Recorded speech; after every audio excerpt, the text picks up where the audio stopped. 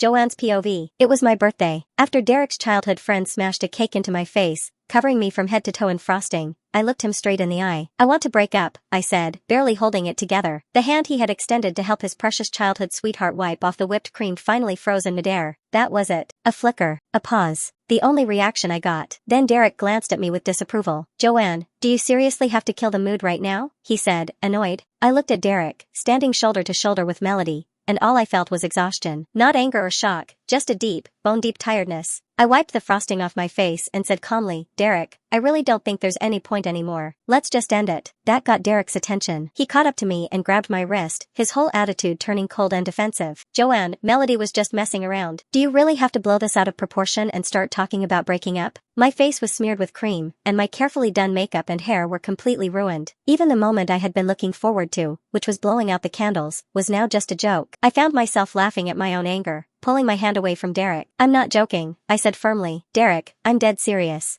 I don't want to be with you anymore. Let's break up." I didn't want to stay in that room for another second. I couldn't stand to look at either of them. I just wanted to escape the suffocating place. But of course, Melody had to follow me, stepping in front of the door and blocking my way. "Joanne, don't be such a stuck-up. It was really just a joke. Derek and I have always been like this. We've been close since we were kids. I mean, cake fights at birthday parties are totally normal, right? No one actually takes it seriously. I thought you saw us as family, too, so I figured you'd be fine with it." Melody made it seem like I was overreacting and being overly dramatic, while portraying herself as the wronged party, joking only because we're close. She used guilt to manipulate me. If I didn't back off, I'd seem unreasonable, and it worked every time. Whenever she pulled this stunt in the past, I was the one who had to suppress my anger and keep a smile on my face. But now, I didn't want to play along anymore. Just as she looked at me, fully expecting me to fold like I always do, I bent down, grabbed a handful of whipped cream from my shirt, and threw it right at her. "If it's all in good fun, let's all join in." But before it could land, Derek stepped in like a bodyguard. He took the hit to his chest and moved in front of her as if I had thrown a rock, not cake. Derek glared at me fiercely, as if I had crossed an unforgivable line. "Joanne, are you insane?" Right after he said that, he yanked my wrist again, this time harder, and shoved me aside. I stumbled. The back of my head hit the wall with a dull thud. I raised my hand, pressing my palm against the growing ache, trying to stay upright when I heard him start yelling. "Melody came out to apologize, and you're still making a scene? You just need everyone else to be miserable so you can feel better. Is that it?" Rubbing the back of my sore head, I looked up. Derek stood in front of Melody like she was some fragile flower that needed constant protection. God, I felt like laughing. Even though I had long recognized the distorted nature of our relationship, his open favoritism still struck me like a punch to the chest in that moment. "Derek." I tried to keep my voice steady, even as my chest tightened. I didn't want to let my emotions show, but the cold look in Derek's eyes broke something inside me. "Can't you at least try to be fair? Today is my birthday, mine. All I wanted was to blow out some candles and make a wish.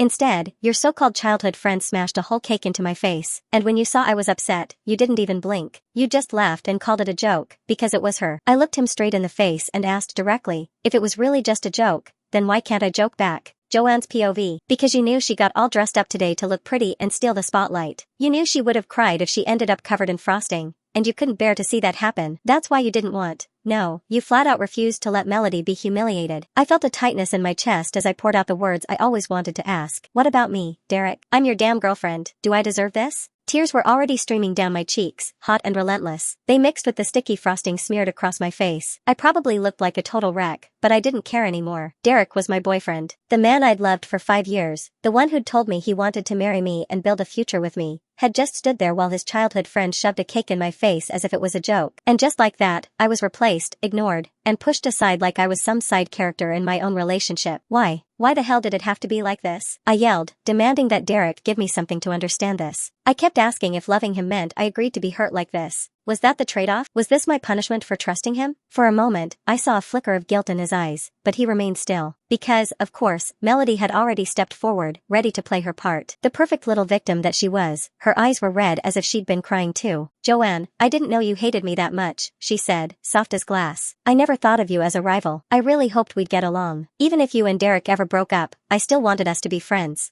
Melody stayed just a few feet away, pretending to hesitate as if she were afraid to come closer to me. The whole scene was so rehearsed that it made my skin crawl. She bit her lip as if it meant something, then finally took a slow step toward me. "If you really need to let it out, I'm okay if you smear me with the cream. I won't get mad like you did. I'll take it as you being playful. If it helps you feel better, then I'll accept it." Melody then reached out and grabbed my wrist, trying to get me to smear the cake frosting all over her pretty face. But the second her fingers touched mine, I jerked my hand away and snapped at her. "Get the hell away from me." That was enough to push pushed Derek over the edge. He rushed to Melody to help her steady herself, then turned to face me, his face flushed with anger. "Joanne, what the fuck is wrong with you?" His eyes were wild as he glared at me. "I'm telling you right now, apologize to Melody, or I'll never forgive you." I raised my eyebrow as I sneered. "Apologize? Are you serious, Derek?" I looked at Derek, then at Melody, curled up in his arms like a delicate flower. It was so ridiculous that I couldn't help but laugh. Still laughing, I raised my cream-coated hand and gave a sharp slap across Derek's face. "You want me to apologize? You really think you deserve that?" And just like that, I turned around and walked away. I didn't care what they yelled behind me. I didn't care if they were crying,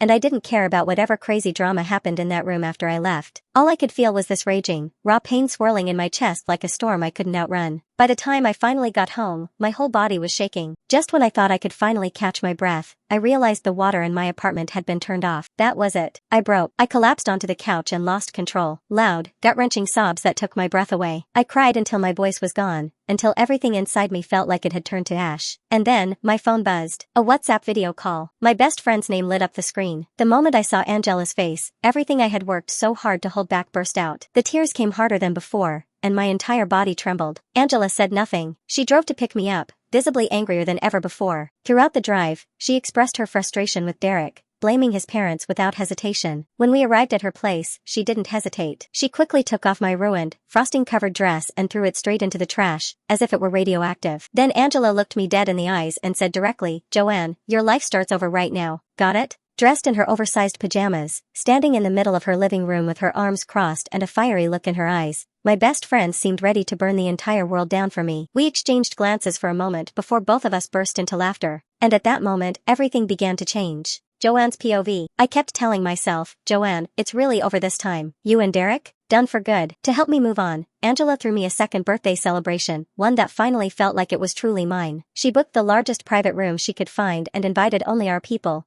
The ones who actually mattered, the ones who belonged to me, not to him. The room pulsed with warmth, loud laughter, and a kind of genuine energy I hadn't felt in a long time. Everyone was smiling. Every happy birthday came with real emotion and not forced politeness. For once, it didn't feel performative. It felt right. We lit the candles. People took pictures, and some of them turned out to be some of the best photos I've ever had. I chose one of my favorites and posted it on my Instagram feed with a simple caption: "Life is a long road. I'm learning to look forward." Barely a second later, another post popped up. "Some people are just overly dramatic. Keep that up, and you'll end up with nothing." It was from Melody. Of course, she posted a selfie too.